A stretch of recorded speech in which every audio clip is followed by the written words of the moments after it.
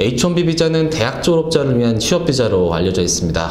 많은 분들이 혼동하는 것이 대학 졸업장만 있으면 H-1B를 받을 수 있는 것으로 오해하신다는 건데요. 똑같은 대학에서 회계학을 전공하신 A와 B라는 졸업생이 있다고 가정을 해볼게요.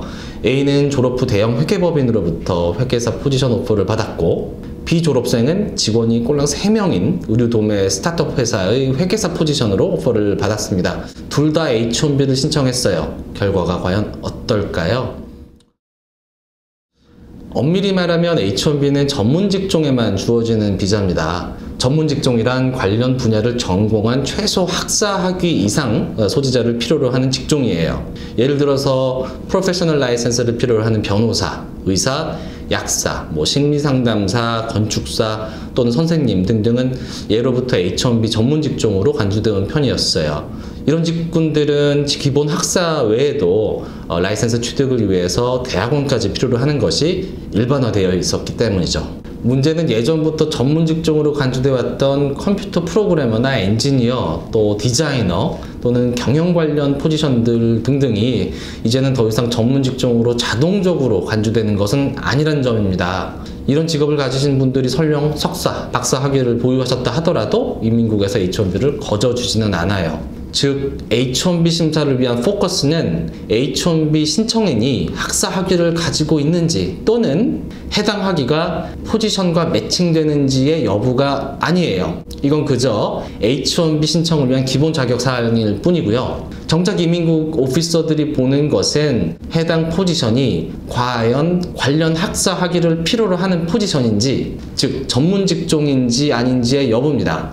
처음 예를 들었던 회계사 졸업생들의 케이스로 한번 다시 돌아가 볼게요. 아마도 대형 회계법인 스폰서를 받은 A라는 졸업생은 H-1B 승인을 받을 가능성이 매우 높습니다. 하지만 B라는 졸업생은 승인받기가 쉽진 않아 보이네요.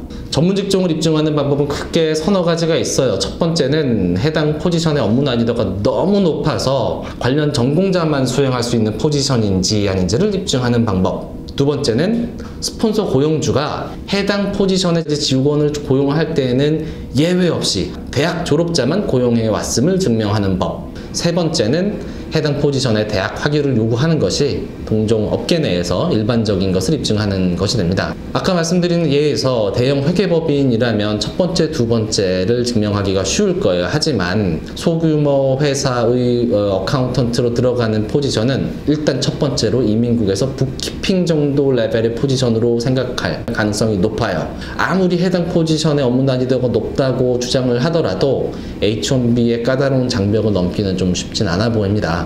물론 이런 경우에도 사업 필요성이라든지 특수성을 보여줄 때는 승인을 받을 수도 있지만 말이죠.